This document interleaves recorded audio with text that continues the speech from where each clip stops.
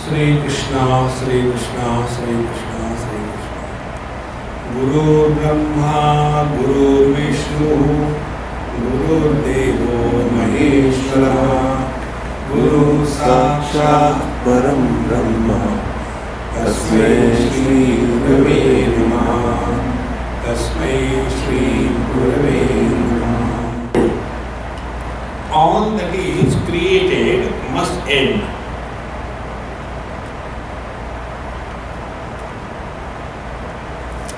All that begins must terminate. Therefore, if we create happiness out of indulgence with the worldly things, we do get the pleasures, but it is only for a short period. And thereafter, again we start struggling. So if we have to write our autobiography in one line, what we will do? We have been struggling to get happiness by fulfilling our desires throughout life. Until now, we have not discovered fulfillment in life. What is required is the fulfillment, not the fulfilling the desires. However, we cannot deny our experience. When I desire something, like common example, in the morning, in every house I stay, when the host and the hostile are sleeping, hostile means wife, host means the man. And if there are children in that house, there are hostilities. And I remain as a hostage. So, when they are all sleeping, I get up early morning because I have no problem. That is my default settings. And then I have to have my cup of tea. And my cup of tea doesn't require much, only hot water and tea bag is enough. So, when I don't get that cup of tea, I am not happy. Then I prepare that cup of tea and have it. Aha, Brahmanandam, Brahmasparam. Now this happiness that I get as a result of enjoying that cup of tea in the morning, I can't deny that. It is there. And therefore I come to a conclusion. When I don't have a cup of tea, I am miserable. When I have a cup of tea, I am happy. Therefore, happiness comes from a cup of tea. How simple. But if we go deep in analyzing our own experiences, then we come to know that we are miserable when the mind is disturbed. Because what is a desire? Desire is a disturbance in the mind. And we want to remove the disturbance. So we know only one way. Fulfillment of the desire, remove the disturbance. And therefore, we are all the time trying to fulfill the desire so the disturbance is removed. But we have never taken cognizance of this fact. You fulfill one desire, second is standing in the queue. You complete the second one, third is standing in the queue. There is no end. Therefore, we have to think. If desires are natural to human mind, we will not like to remove them. Okay? Like the head on my shoulder is natural. But a backpack or a bag on my shoulder is not natural. So whenever I am going anywhere, before I sit, I take out that backpack and put it because it is not natural. Whatever may be the headache, I don't remove my head and keep it, I'm tired. No, because it is natural. Exactly the same way. If desires are natural to human mind, we will not want to remove them. But what we are doing is removing every desire, and we know only one way. And that way he is fulfilled the desire, desire is removed. Be attentive. We know the desire of cup of tea, desire of something to eat, desire of a new car, desire of a place. And in this manner, the basic principle of desire remains intact. Like knowledge of chemistry, knowledge of math, knowledge of cooking, knowledge of plumbing, of. But the knowledge is a common factor. Similarly, the common denominator, the desire principle, is not removed by us. See, friends. And therefore, all our life is spent only in this. Bhagavan Shankaracharya says, Balastavat Kridasaktaha, Tarunastavat Taruniraktaha, Vruddhastavat Chintasaktaha, Parame Brahmani Kopinaraktaha, Vaja Govindam. Childhood goes in fulfilling the desires of the childhood toys and all that. Youth comes, then the different toys. Old age comes with the worries. So where is happening everything? Be very attentive. This is the basis of spiritual life. Everything happens only in the mind. If there is no mind, there is no problem. All experiences, good and bad, they are happening in the mind. Unless we transcend the mind and start living through the mind, we have not born as the seeker of truth. Toward the conclusion yesterday, I told you all the paths which are indicated in your scriptures, they are meant only for one thing: work on your mind. And working on the mind is only one thing: Samatvam Yoga Uchate. Keep the equanimity of the mind intact under all conditions. That is important. Bhagavad Gita talks about the problem, and the name of the problem is Mamata. Don't go to West Bengal. Remain here. Mamata is the problem. And this Mamata can be sorted out by Samata. See? And this is what is God realization. Yesterday I mentioned this thing. World comes to us in the form of complementary pairs. Many people translate Dvandva as pairs of opposite. I disagree with that translation. They are not opposite. They are complementary. If there is no disease, health has no value. If there is no poverty, riches have no value. If there is no death, life has no value. See, friends, they are complementary to each other. So, the world comes to us in the form of these complementary opposites. Bhagavan says, when this world comes to us, joy, sorrows,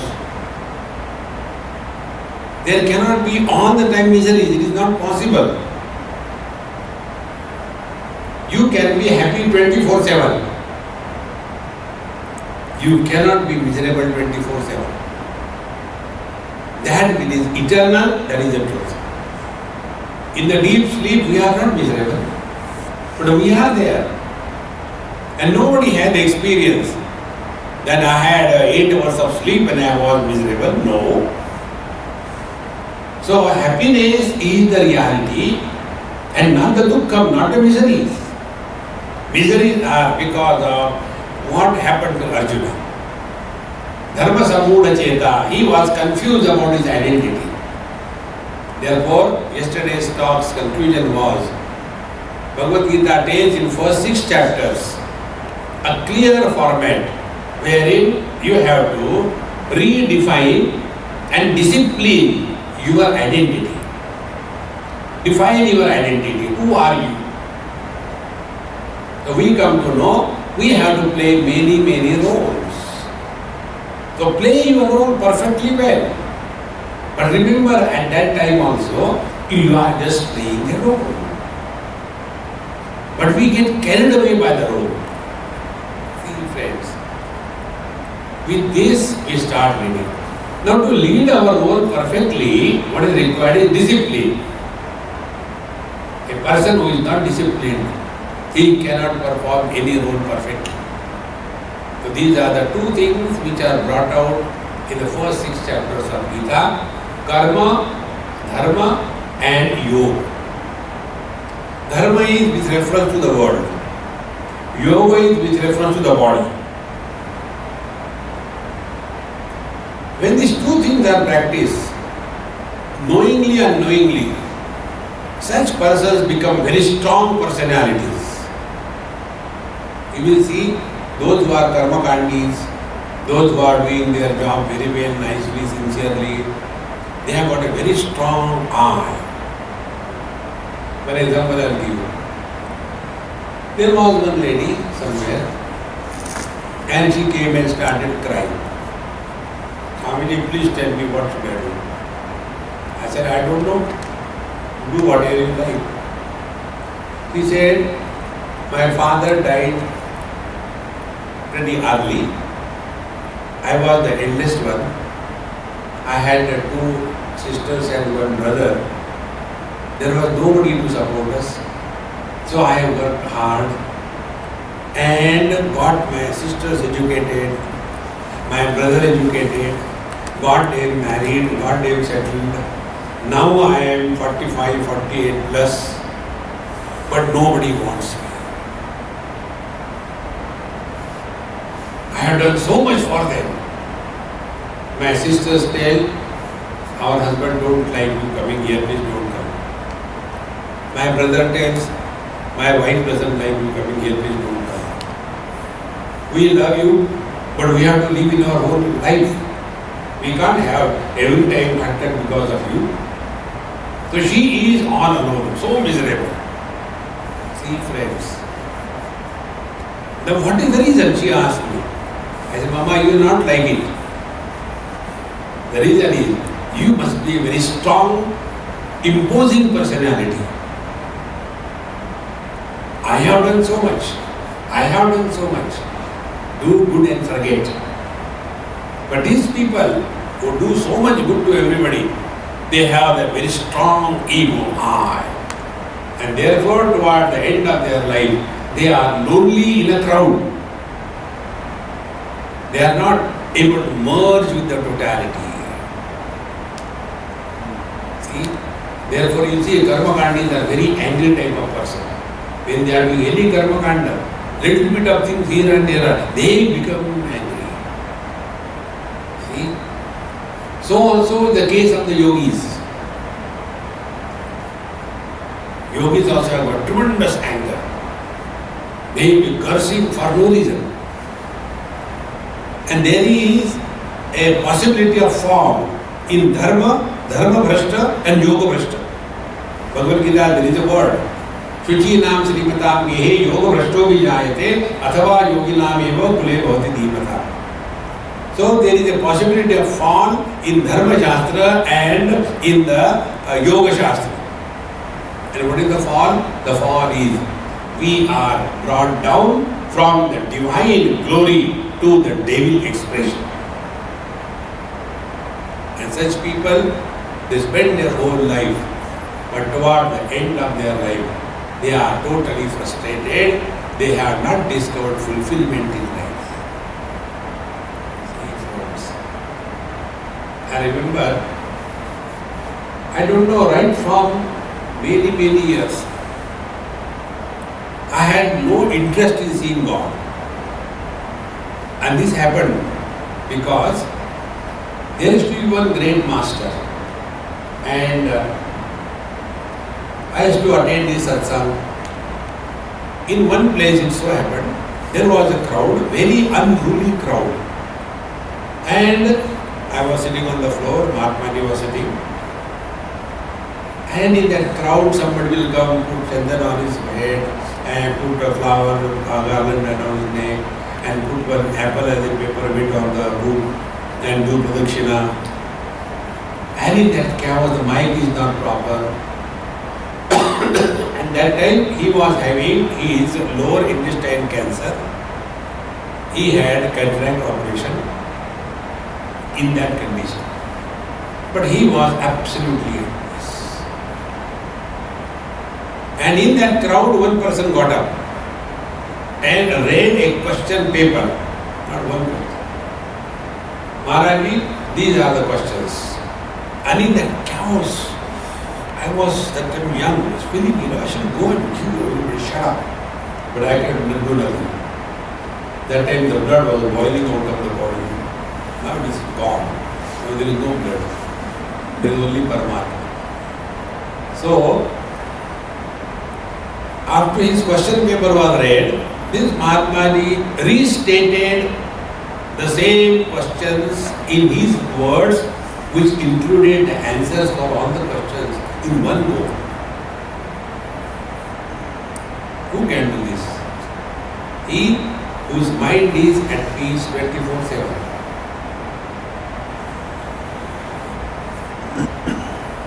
Just now, July has gone. India is full of wonderful WhatsApps. One person wrote me, Swamiji, you told me you should love your wife 24/7. Yes, today I am doing that. Today only I love my wife. I told, according to Swamiji, I love you 24/7. 24th July, I love you. Thereafter, don't ask.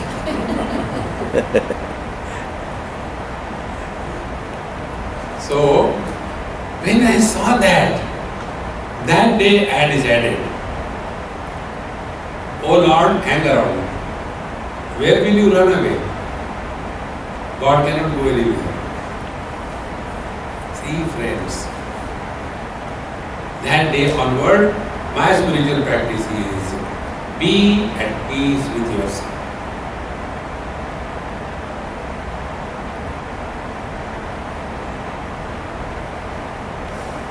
A person who is at peace with himself or herself, he is at peace with the whole world. A person who is not at peace with himself or herself, he is at war with the whole world. And thus, when the life continues, we come to learn from our experiences. Real study of Bhagavad Gita, real study of Vedanta is when you start learning from your own experiences, not taking the book in the hand. Madhva said like that, Shankara said like that, Ramanuja said like that, Tilak said like that. What about you have to say? Khana nahi mila, Daridri. See, friends.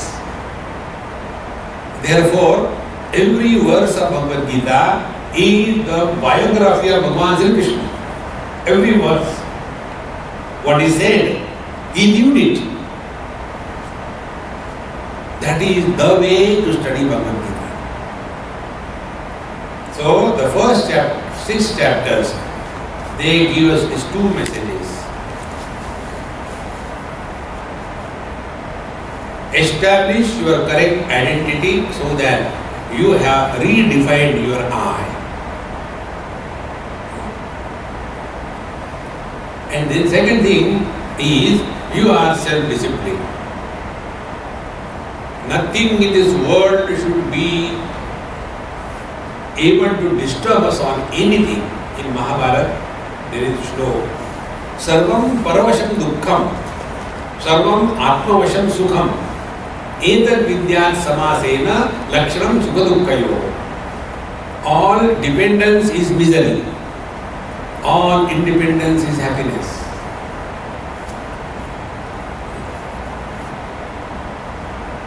Thus, be self-disciplined and redefine your I. So, inside, are we one or a crowd? I as a man is one. But I hardly live as a man. I live as a son to my father. I live as a husband to my wife.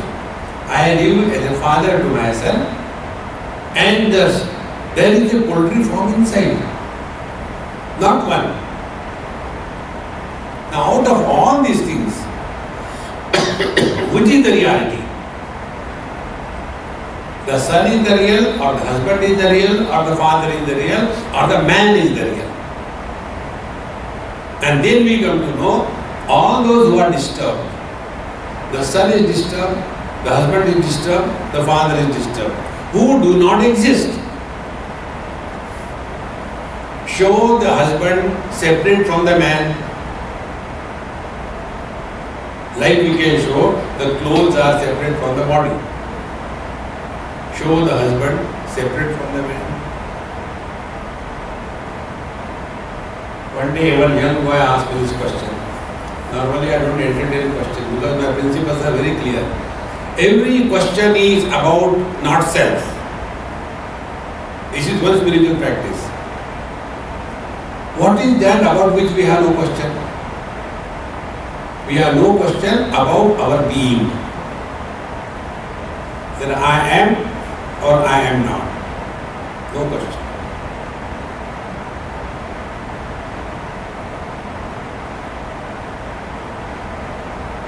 What sadhana will you do? Every question is only about others. And it doesn't matter anything about others. See friends, that is Adhyatma. So the three components of our life, Bhagavad Gita tells, one is the world, and world includes the relations and possessions, and the second is I, the gross body. So with reference to the Adi Bhautik, there are two principles to be practiced according to Gita. Follow the Dharma Shastra, and second is be self-disciplined. This is Adi Bhautik world. And when we start living unknowingly, our I becomes very strong. See friends, those people are very clean, those people are very disciplined. You watch them. I see my whole life is only a vacation and a fun. So I am not serious about anything. One day I went to one of my friends and they are Iyengars. And I know most all the communities in India are very well. And they are plus minus points. So it is a fun to play. So when I went to their place, I asked them, Mama, food is ready? Yes. I said, Mama, you know, I don't take eggs, fish, meat, then onion, garlic, okay? Swamiji, in our house, nobody has touched eggs or onions. We are not like others. Immediately, our goodness becomes such a burden on us that we start condemning others. See friends, this is how the I develops. And those who are self-disciplined, they do not tolerate indiscipline in this world. One should be punctual. Yes, be punctual yourself. About others, don't worry about others. See friends, those who are perfectionists, they expect perfection from the world. It never happens. Because they are perfectionists, they are perfectly miserable. Perfectionists, not ordinarily miserable. So this I factor, instead of getting diluted, it becomes very strong. So we have to get out of it. So the second part of Bhagavad Gita begins, wherein the process of I dilution begins. How the I can be diluted? From 7th up to the 12th chapter, Bhagavan gives us the technique of diluting the I. And this process of diluting I is called as the path of devotion. A devotee is the one who does not vote. devotee, who doesn't get lost in this world. His attention is only on the Paramatma. So from the 7th chapter onwards, Bhagavan starts giving us a different vision. Now this is one very simple rule. As is the vision, so is the perception. As is the perception, so is the interaction. As is the interaction, so is the experience. As is the experience, so is the quality of your life.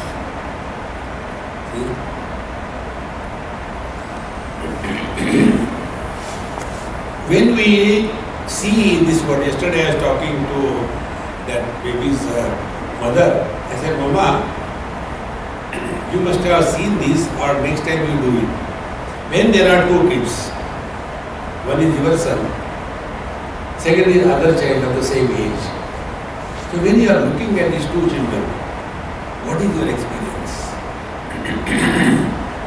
So when you are looking at the other child, you look at that child as, oh, very good, but then they should be disciplined, they are making too much of this. But when it is your own child, then everything is forgotten. The foolishness is glorified. The dirty things are appreciated. Because be attentive. Now that mother is in a process of dilution of her eye.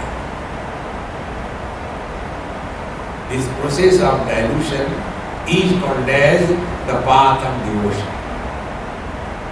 We have to dilute this. And this can happen only through proper understanding. See, once here only in USA somewhere, when I went to somebody's place, I just landed on the airport. I reached. This is Swamiji, today there is no lecture for you, but if you want, you can come with us. We are having a program whereby the child is participating. I said, okay, I'll come. What will I do sitting at home? So there was a big stage like this, and there was some small kids program, various animals. So all the children have put on that costume and the mask. And this Amma who took me, she was taking the video and told me, Swamiji, you know that elephant is my son. Now he is not seen, only because it's a mask, nothing can be seen. And she took the whole video and everything was done. And after everything was done, then the boy started coming and her son started coming crying. So the choreographer told, no beta, don't worry, it happens sometime, don't worry. So what happened? Then she told, he got nervous, therefore he did not come on the stage. So I have to put somebody in his place with their costume. Now the video which was taken, my son is acting as an elephant, where that elephant is. Immediately delete. Because my son is not there. See friends, if this principle is understood, Bhagavad Gita gives in the 7th chapter this understanding. Jnana Vijnana Yoga. First knowledge, then application. Science is knowledge, technology is application. So, like Bits Pilari. See, Birla should have technology and science. It is wrongly said. Science and technology. Technology comes later. First is science. But then it becomes BIST. Therefore, they must have been in BITS. So, I go there for a lecture. Therefore, I know about it. So, the science is given first. Bhumirapo nalo vayu kham mano buddhirevacha ahankar iti yamme bhinna prakriti. The 5 great elements, mind, ahankar and intellect. These are together 8-fold my prakriti. Prakriti is matter. Is my prakriti. In this prakriti belongs to Bhagavan. And if Bhagavan is our daddy, so the prakriti is our mom. So with the mother, we have bhoga or the yoga. when you look at the world, that this is God's creation. This belongs to God, not to me. Immediately the Bhoga Prakriti will be withdrawn. Bhagavan Shankaracharya in this commentary writes one place, whatever a lusty a person may be, but when he comes in front of his own mother, his lust will die immediately. In the same manner, a devotee doesn't look at this world, a place of indulgence and enjoyment. Vinna Prakriti Rashtra. First principle to be known. Second thing, aparatu iyam anya Vidhi prakriti me param jiva bhutam mahabaho yenam dharate jagat. My other prakriti is jiva bhuta prakriti, and that is one. So this knowledge which Bhagavan tells, be attentive. It must be clearly understood, then the thing will become easier. Ashtadha prakriti is eightfold. Jiva bhuta prakriti is one-fold. Our understanding is there is one jiva per body, one soul per body. Like there is one soul per shoe, in the same manner, one soul per body. This is not acceptable in Bhagavad Gita. There is only one, not one per body. So what is the jiva? Jiva bhuta, Paramatma expressing through the Prakriti, that expression, the Prakriti and Paramatma together is called as Jiva. See, what is the reflection? Our beautiful face, mirror, and the reflection of our mirror, of our face in the mirror. These three things together constitute a reflection. If there is no mirror, no reflection, but we continue to be exactly the same way. Man, Paramatma. Wife, mirror. Reflection of the man in the wife as husband. Now who is miserable? Husband is miserable. Man is never miserable. So the Jiva Bhuta Prakriti, that is what is creating problem because of misunderstanding. We have this funny notion that I am Jiva in this body, you are Jiva in that body, and therefore we keep on talking Punarapi Jananam, Punarapi Maranam, hell and heaven, going to Papa, Punya, Dharma, Dharma. No. See? And third principle Brahma says, these Jiva Bhuta Prakriti and the Prakriti Ashtada, that is governed by me, that is Ishvara. So three things, Jiva, Jagat and Ishvara. To understand this, take a simple example of cricket. On a cricket ground, how many things are there? Batting team, fielding team, umpire and the ground, four things. Suppose somebody bowls perfectly well, good length ball. Will the umpire appreciate? No. But if he does a no ball, he will be told you are no ball. If the batsman hits a sixer, the umpire doesn't appreciate. He simply a sixer, that's it. Give judgment, no appreciation. Suppose one of the two teams gives walkover. No man, their bowlers are very dangerous. I don't think we should play with them. Let's give walkover, doesn't matter. So when the batting team gives walkover, will the fielding team remain on the ground? When both the teams have gone, will there be the umpire? When all the three have gone, will the ground disappear? If this is clear, Jiva is one team, batting team. Jagat, world, is a fielding team. Ishvara is the umpire. And Paramatma, the Brahman, Bhagavan, is the ground on which this game is incessantly going on. And in this cricket, bowlers are never out. Fielders are never out. The umpire is never out. It is only the batsman who is out. Think. So, who has to do the spiritual practice? Who has to earn the run? The batsman. So, I as a jiva who thinks myself to be separate from others, that is creating the samsara. And this is born only out of wrong understanding. See friends, till such time I have the sense of otherness. Upanishad says, Dvitiya tvai bhayam bhavati. Whenever there is a sense of otherness, four things happen. One is desire, second is anger, third is fear, fourth is enmity or attachment. You cannot avoid it. And that is samsara. Therefore, this sense of otherness is the cause of all the problems of life. Unless this is sorted out, you may do anything in life. It will remain throughout life. See friends, any sense of incompleteness will not give you fulfillment in life. What is necessary is fulfillment. This principle I learned in Badrinath many years before, when I was pretty young.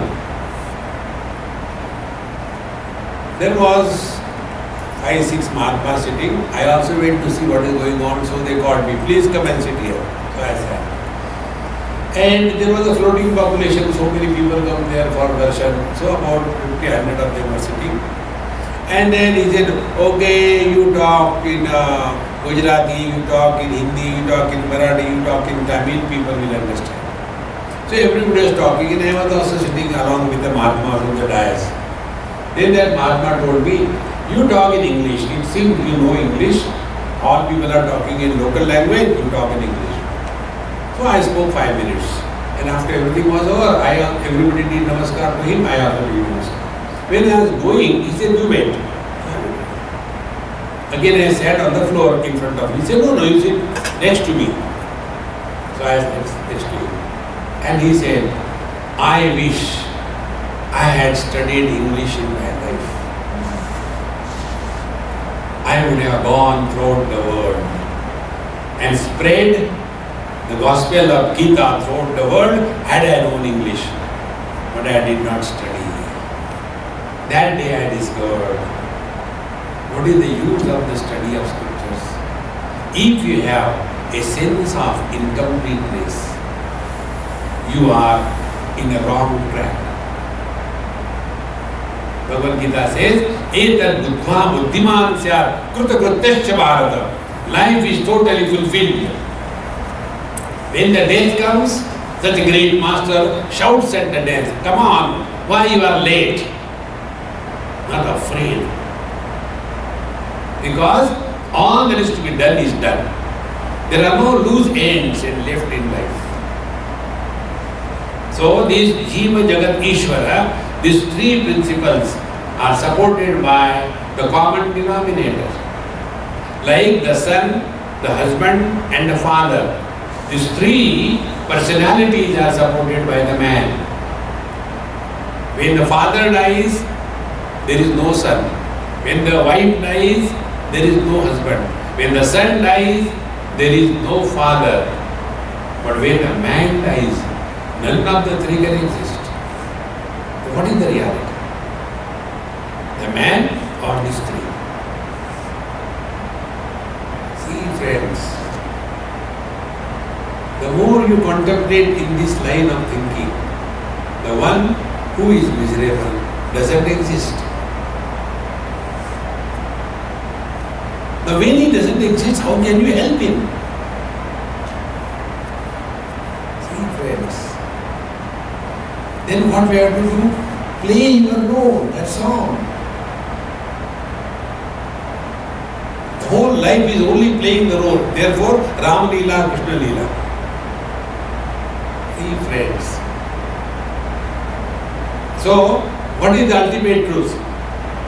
Mattaha parataram kinchit nanyadasti dhananjaya mai sarvamidam protam sutre manigana iva. This is the ultimate knowledge about the truth. Mattaha parataram, there is no cause of me. Mattaha kinchit, there is no effect from me. Mattaha anyat, there is none other than me. Then this whole world is like the golden beads woven together by a golden thread, wherein the thread becomes the support and the beads become supported, but both of them are essentially gold alone. This is the ultimate truth. So why we are miserable? Because we do not know our divine nature. And the most beautiful part is, the word used is self-discovery. We are not creating the self as a part of sadhana.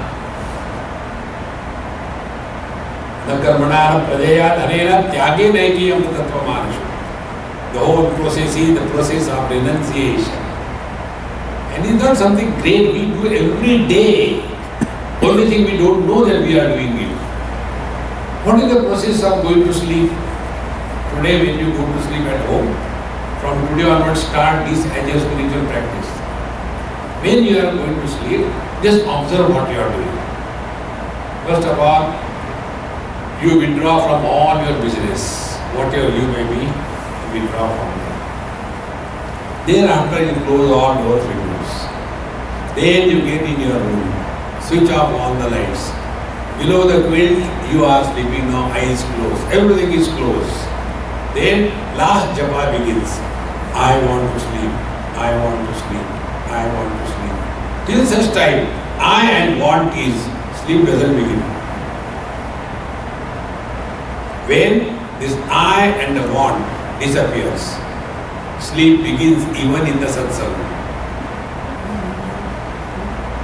That is why those people who sleep in satsang, I like them the most. They get everything for what they have got. I remember one experience. Right in the front, two persons were sitting in Bombay. And one was a descendant of Kumbhakarna, and second was the follower of Dunlop. Dunlop was very nice. And Kumbhakarna was born Kumbhakarna. So the moment lecture started, he slowly collapsed on the shoulder of this Dunlop. So Dunlop got angry and moved like this. Kumbhakarna was committed. He put his hand around the and what I was seeing from him was such a great fun for me. After the lecture was over, he was the first to come and tell me, Swami, you are awesome. And very few people understand me. Thank you very much. He went. Now this Dunlop got angry. Swamiji, when you saw him sleeping, why didn't you wake him up? I said, look here, you cool first of all. You tell me what for you are come to marriage. To become miserable or to discover happiness? I came for happiness, but I said, be cool, be cool. He got happiness. You are still struggling. Be attentive. Why we are happy in deep sleep? Very simple principle. Because we are not identified with the body. In the deep sleep, we are neither man nor woman, neither young nor old, neither husband nor wife. Therefore, husband and wife, where the husband doesn't dare open his mouth before the wife, in the deep sleep, he snores loudly. Where from the courage comes? Because he is no more husband. See, friends, this is the principle. Discard this body identification. There are only two things to be known on a spiritual path. One is freedom from body identification. Number two, freedom from the notion that you are a soul in the body. No, you are expressing through every body.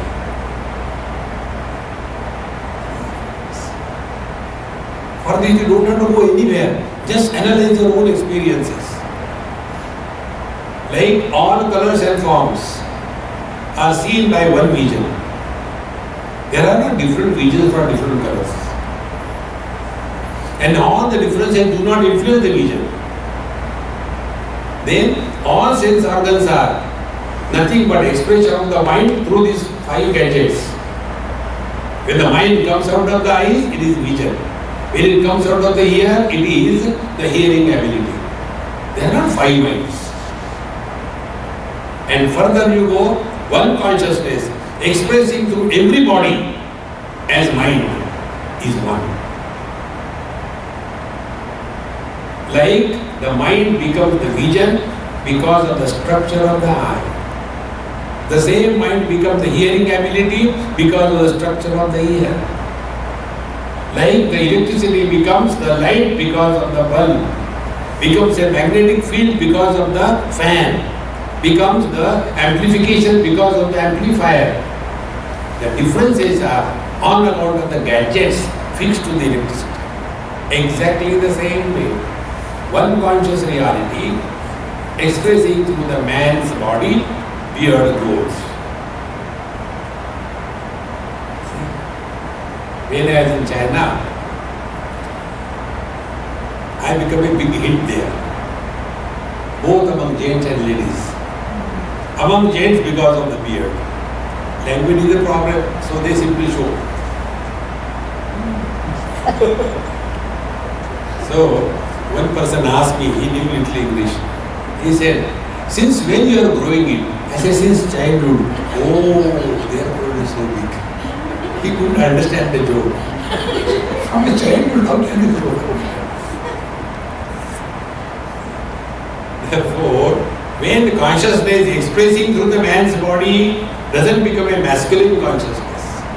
When expressing through the female body doesn't become a feminine consciousness. Therefore, there is no he God, she God. See, friends, the same consciousness expressing through the cow becomes milk. Expressing through the cobra, it becomes the poison or the venom.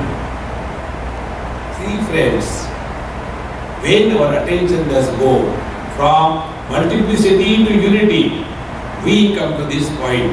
Mattaha parataram nanyat kinchidasti dhananjaya. Be attentive. No cause of me.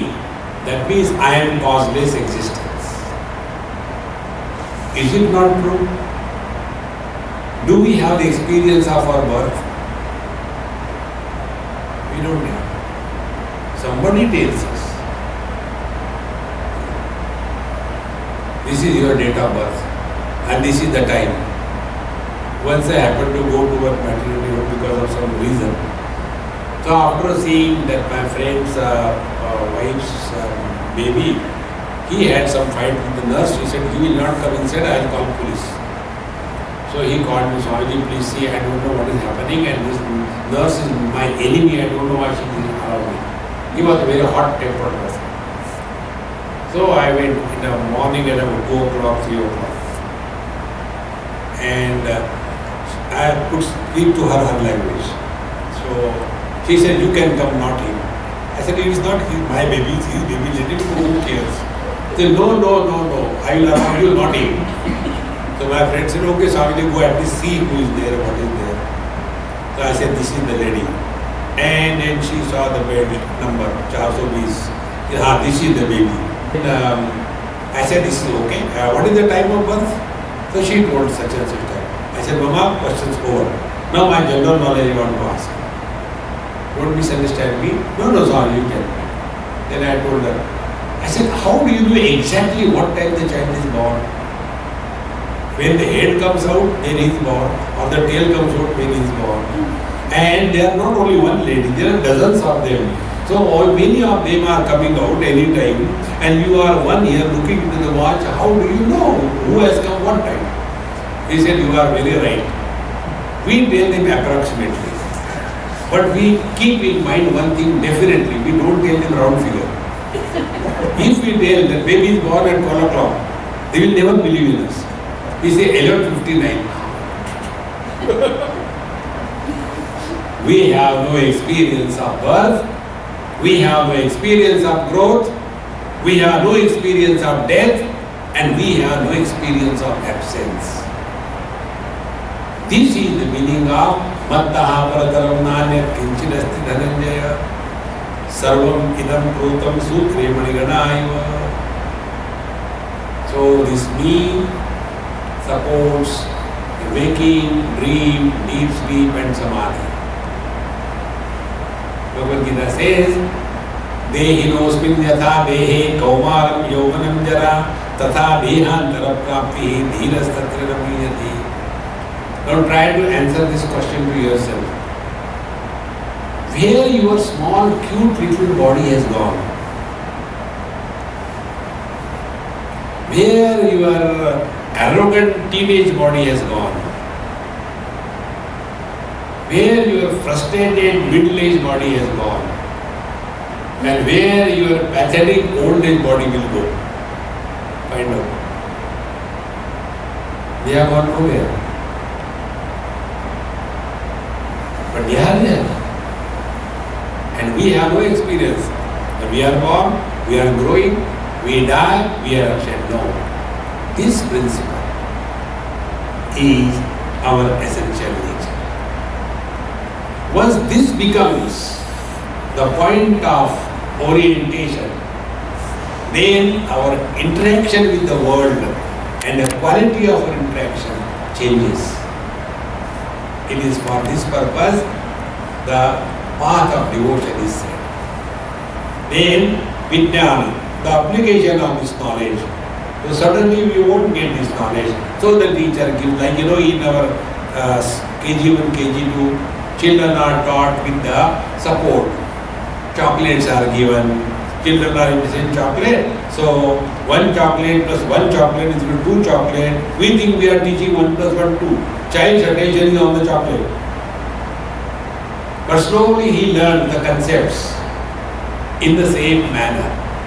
We are told to see this divine principle which is supporting everything. In the 7th chapter, 15 examples are given.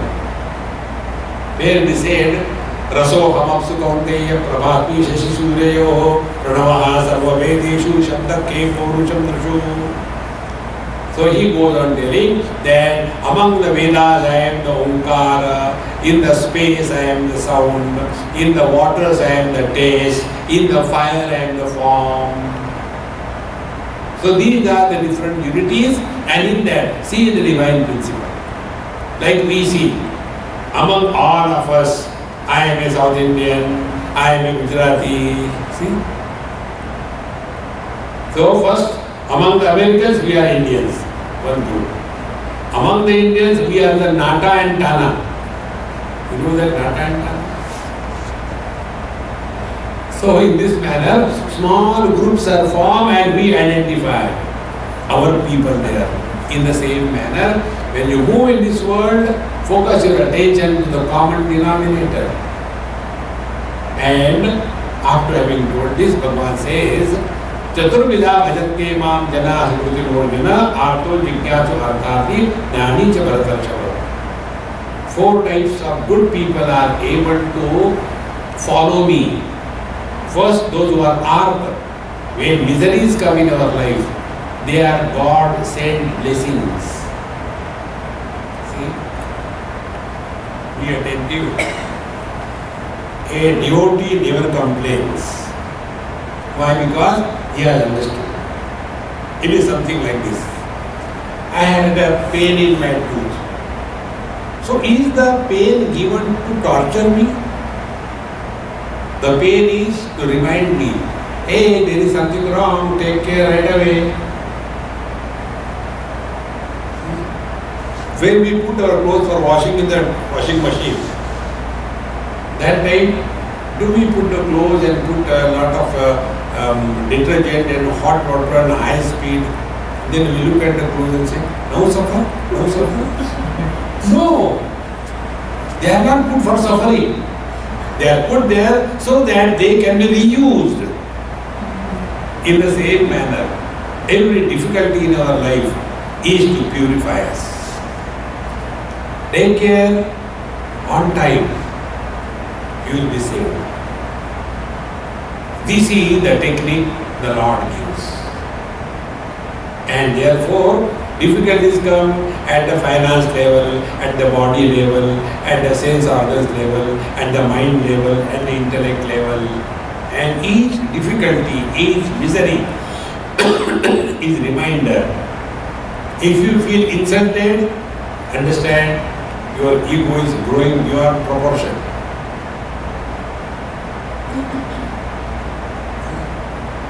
This is what Bhagavan says in God realization. When the complimentary pairs come to you, your mind is at peace, you are not disturbed. Manava manayoho prashantasya. When honor and dishonor happen in our life, the equanimity is not disturbed. Once I went to Puttaparthi, Satya Sai Baba's place, and there I spoke for 1 week or so.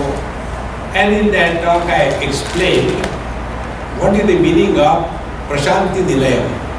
That was the place where he was staying. After I explained this, he said, my God, we never knew this.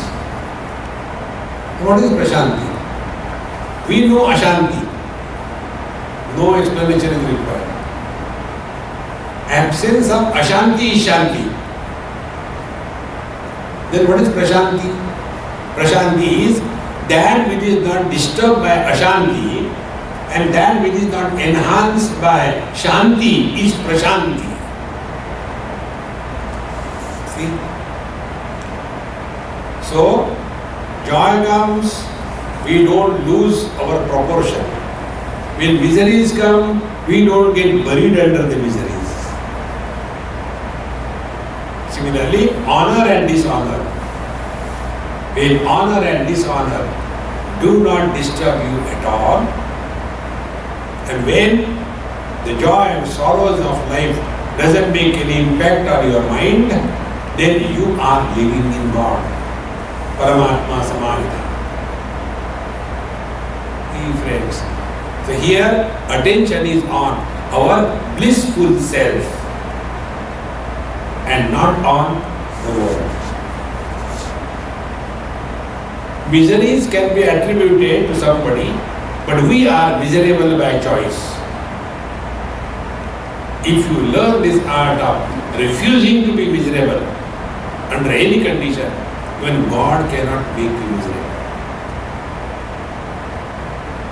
But we cooperate, miseries come, I will become miserable. Don't refuse. Insult the misery, make the misery miserable. See, friends, like here I am staying with Prema Modi.